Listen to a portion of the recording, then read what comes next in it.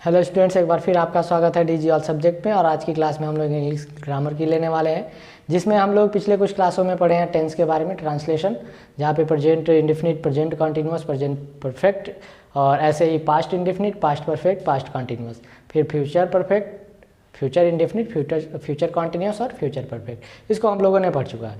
अब एक बस बचा हुआ है, वो है परफेक्ट कॉन्टिन्यूअस। परफेक्ट कॉन्टिन्यूअस में क्या कि जहाँ पे आपको ऐसे वाक्य मिलेंगे जिसमें आपको समय के साथ वाक्य के अंत में रहा है, रही है, रहे हैं मिलते हैं, या पास्ट में जाएंगे तो समय के साथ रहा था, रही थी, रहे थे मिलते हैं, और फ्यूचर में जाएंगे तो समय के साथ रहा होगा, रही होगी, रहे होंगे, इस तरह के वाक्य आते हैं। तो चलिए देर ना करते हुए आज की क्लास को हम लोग शुरू करते हैं। तो आज की क्लास में हम लोग पढ़ने वाले हैं प्रेजेंट परफेक्ट कॉन्टिन्यूअस टेंस। इसको बढ़िया से समझिए, और इसमें कुछ ऐसे भी शब्द आएंगे जिनको हमें यूज करना है। तो क्या पढ़ना है हमें? प्रेजेंट परफेक्ट कॉन्टिन्यूअस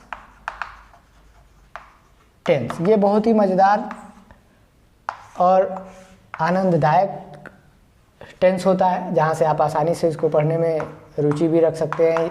इसके सिम्टम को देखेंगे तो आप देखिएगा कि समय के साथ, यानी वाक्य में समय दिया रहेगा, उसके साथ क्रिया में आपको मिल जाएगा। क्रिया में अभी जो बात हो रही थी, रहा है, या यूँ समझ लीजिए जो प्रेजेंट कॉन्टिन्यूअस टेंस की पहचान है वही इसकी पहचान है, बस उसमें टाइम नहीं रहता, इसमें टाइम दिया रहेगा। रहा है, रही है, रहे हैं, मतलब उसका समय नहीं आया है तो उसमें समय नहीं रहता, लेकिन इनका समय आ गया रहता है। यानी ऐसे वाक्य जिनका में समय शामिल होता है तो वो रहते हैं, यानी क्रिया में रहा है, रही है, रहे होंगे। इनके लिए आप एक नए शब्द को ध्यान से रखेंगे, उसमें इसको चीज़ को पहले पढ़िए, सिंस और फॉर, क्योंकि इसमें आपको इस प्रीपोजिशन का का प्रयोग करना है, सिंस और फॉर का। ठीक है, तो सिंस का यूज़ कब करेंगे, फॉर का यूज़ कब करेंगे, इसको आपको देखना है। तो मैं आपको बता दूं कि सिंस का प्रयोग एक तरीके से ऐसे बोला जाता है कि निश्चित समय के लिए। अब निश्चित समय क्या है और अनिश्चित समय क्या है, इसको अगर हमें जानना है तो कैसे देखेंगे? इनको देखिए, पीरियड ऑफ टाइम और पॉइंट ऑफ टाइम, यानी समय का बिंदु और समय का केंद्र। अगर समय का बिंदु दिया है यानी पॉइंट ऑफ टाइम दिया है, तब आप प्रयोग करेंगे सिंस का, और वही पॉइंट ऑफ टाइम न देके पीरियड ऑफ टाइम दिया है यानी समय का केंद्र दिया है, तब हम वहाँ पे प्रयोग करेंगे फॉर। चलिए उसको देख लेते हैं बिल्कुल आसानी से। और इसका प्रयोग हम करते क्यों हैं? तो वाक्य में से शब्द आता है उसके लिए। जैसे सिंस का प्रयोग हम करेंगे, अब मान लीजिए अगर कहा जाए मंडे यानी सोमवार से, हिंदी में लिखा हुआ सोमवार से, मैं इसको इरेज कर रहा हूँ, थोड़ा सा अलग देखिए, पहले लिख के पढ़ते हैं। सिंस किसके लिए है? तो पॉइंट ऑफ टाइम के लिए, पॉइंट ऑफ टाइम। इसको बढ़िया से समझिए, समय का बिंदु, समय का बिंदु क्या होता है ये जानिए, यानी वह बिंदु जहाँ से ये शुरू होता है। तो इसके लिए आप कह सकते हैं, जैसे कहा जाए अब दिनों के नाम आ जाए, सोमवार से, तो इसके लिए अंग्रेजी में लिखेंगे सिंस मंडे। यही कहा जाए कि 22 मार्च से, याद है ये दिन 2021 से पहले 22 मार्च 2020 में जब पहली बार लॉकडाउन लगा था, जनता कर्फ्यू शुरू हुआ था वहाँ पे 22 मार्च। तो इसको भी हम बोलेंगे, ये भी पॉइंट ऑफ टाइम है। तो सिंस मार्च 22, ठीक है। ऐसे ही आप कहा जाए जुलाई से, जुलाई से, तो मंथ नेम अगर आया है तो सिंस जुलाई हो जाएगा, और यही नंबर ऑफ मंथ आता तो जुलाई, मतलब उसके लिए फॉर लगते। कुछ और देख लीजिए, जैसे आप दिनों के नाम में आ गए, समय सुबह से कहा जाए, सुबह से, तो इसके लिए से के अंग्रेजी के लिए सिंस मॉर्निंग। कॉन्सेप्ट बिल्कुल क्लियर है, आप देख सकते हैं। पॉइंट ऑफ टाइम क्या है? समय का बिंदु, यानी जहाँ पे समय की शुरुआत हो रही है वहीं से, मतलब अगले दिन में वो चीज़ नहीं मिलेगा। मंडे एक दिन है तो वही, अब अगले दिन जाएंगे तो मंडे नहीं होगा, वो ट्यूसडे हो जाएगा। तो ऐसे ही यहाँ पे हमें देखना है। तो यहाँ पे वही चीज़ है सिंस। एक तरीके से एक और ट्रिक समझ लीजिए कि अगर दिनों का नाम आता है, क्या है, दिनों का नाम आए तो सिंस, दिनों की संख्या आए तो फॉर, महीनों का नाम आए तो सिंस, और महीनों का संख्या आए तो फॉर। अगर समय बताया जाए 4 बजे से, अगर कहा जाए क्या 4 बजे से, ऐसे लिखा गया है 4 बजे से, तो हो जाएगा सिंस 4 o'clock।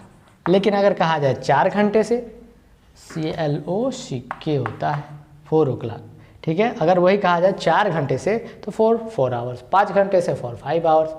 तो ये ध्यान रखिएगा कि जिसमें नंबर की बात हो रही है वही है पीरियड ऑफ टाइम, और जहाँ पे उस नंबर की बात ना होके उसका नंबर नेम की बात हो रही है तो वो हो जाएगा पॉइंट ऑफ टाइम।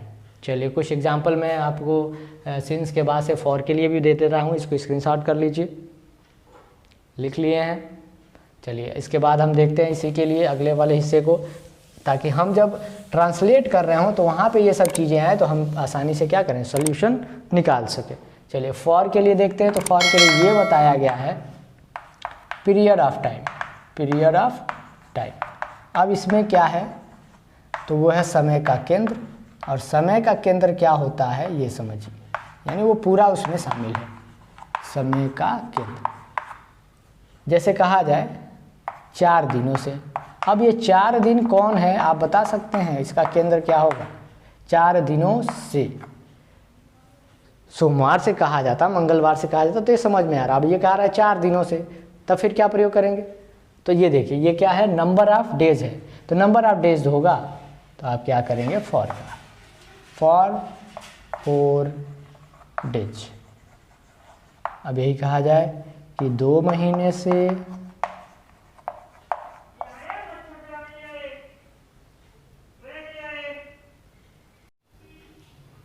हाँ, तो 4 दिनों से 4 डेज हो गया। अगर वही कहा जाए 2 महीनों से, 2 महीनों से, तो क्या हो जाएगा फॉर 2 मंथ्स, ठीक है। फिर ऐसे कहा जाए कि 2 घंटे से, या चलिए 2 घंटे नहीं 5 घंटे ले लेते हैं, 5 घंटे से, तो यहाँ पे से की अंग्रेजी क्या प्रयोग करेंगे, फॉर 5 आवर्स। तो आप लोगों ने ये देखा कि जहाँ पे number names, number of days, number of month, number of time, number of hours, इसकी बात हो रही है तो वहाँ पे किसका प्रयोग करेंगे हम लोग, फॉर का।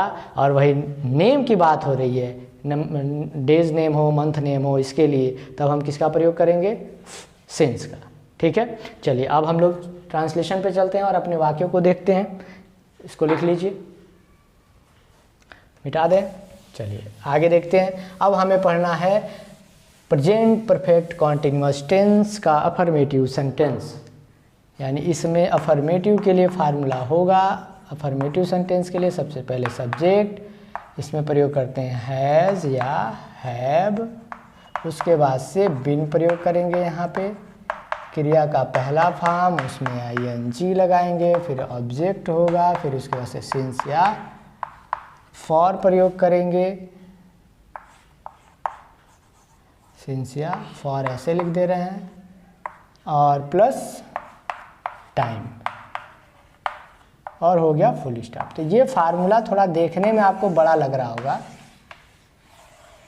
लेकिन इजी बहुत है। कैसे इजी है अभी पता चल जाएगा। तो इस तरह से फार्मूला आपको देखने में लगेगा कि बड़ा है, लेकिन ज़्यादा कुछ है नहीं। चलिए एग्जाम्पल से देख के अभी समझ में आ जाएगा। इसके लिए एक एग्जाम्पल ले लेते हैं।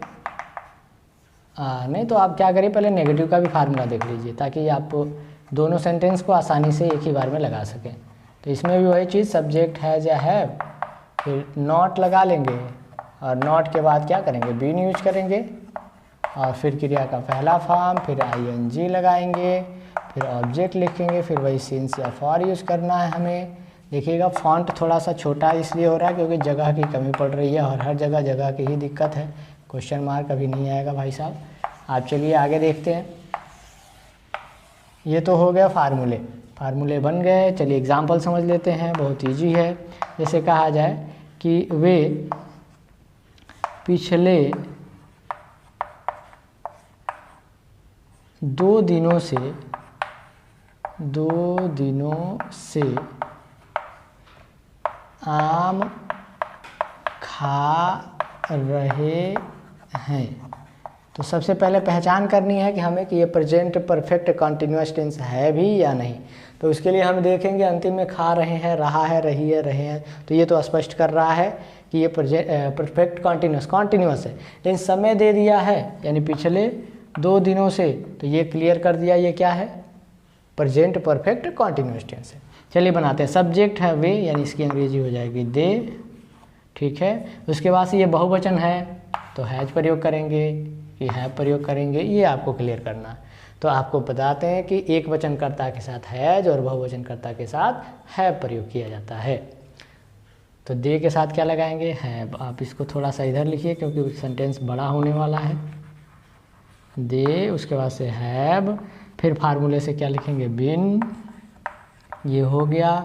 खा रहे हैं तो खाना का होता है ईट, इसमें आईएनजी लगा दीजिए तो हो जाएगा ईटिंग। क्या खा रहे हैं तो मैंगो। अब बात आ रही है पिछले 2 दिनों से। अब बताइए पीरियड ऑफ टाइम है या पॉइंट ऑफ टाइम है। तो आप देख सकते हैं नंबर ऑफ डेज दिया है, इसलिए ये क्या होगा, पीरियड ऑफ टाइम। तो इसके लिए से की अंग्रेजी के लिए क्या लगाएंगे, फॉर लगाएंगे।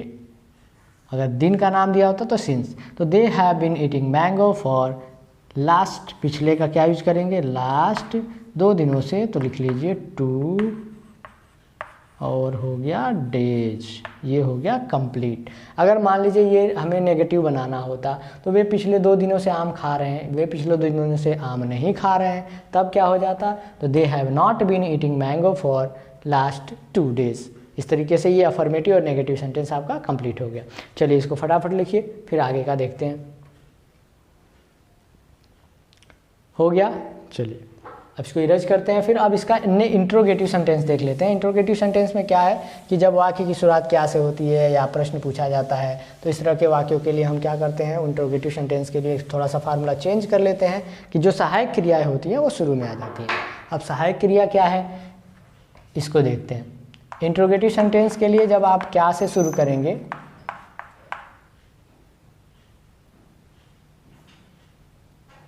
तो इसके लिए आपका हेल्पिंग वर्ब यहाँ पे मिल रहा है हैज या हैव, इन दोनों से कोई एक।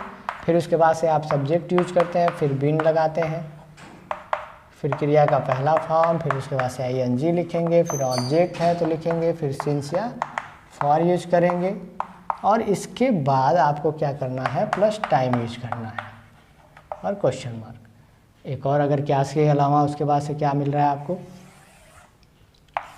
प्रश्नवाचक शब्द की बात आती है, यानी क्वेश्चन वर्ड आ गया, क्वेश्चन वर्ड आता है। तो इसके लिए फार्मूला वही, क्वेश्चन वर्ड पहले, उसके बाद से हैज या हैव, फिर सब्जेक्ट, फिर बीन, फिर क्रिया का पहला फॉर्म, उसमें आईएनजी, उसके बाद से ऑब्जेक्ट, फिर सिंस या फॉर प्लस टाइम। ये हो गया आपका इंट्रोगेटिव सेंटेंस का भी फार्मूला।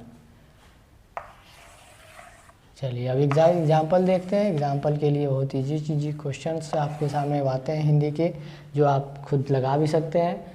तो फिर इसके लिए आप देखें, पहला वाक्य है आपका, कहा जाए कि क्या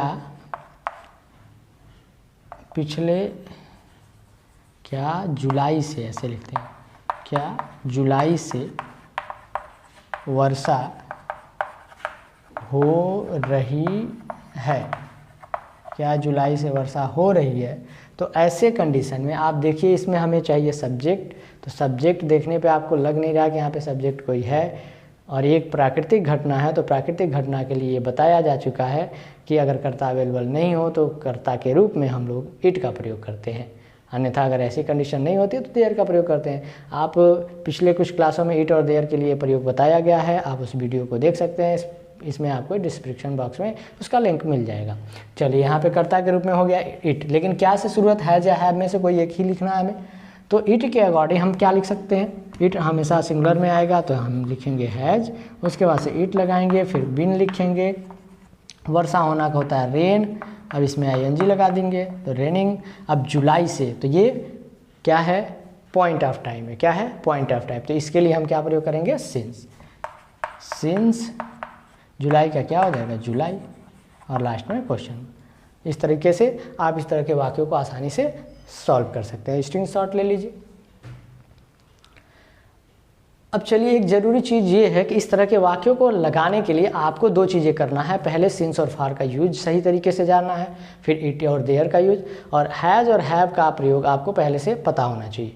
तो अगर ये चीज़ें आप कर लेते हैं और क्रिया में आईएनजी लगाना, आप ध्यान से समझिए, कुछ स्टेप हैं मैं आपको बता दे रहा हूँ कि इस तरह के सेंटेंस को सॉल्व करने के लिए वो क्या चीज़ें हैं जिसको आपको जानना बहुत ज़रूरी है। उसके बिना आप इसको आसानी से लगा नहीं सकते या लगाने में बहुत दिक्कत होने वाली है।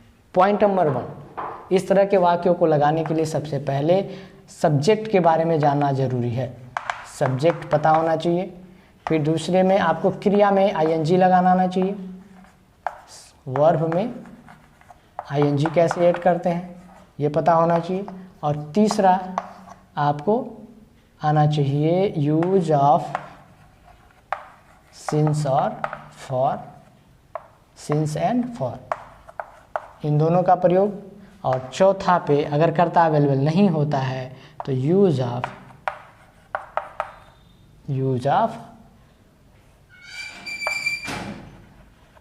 There and it.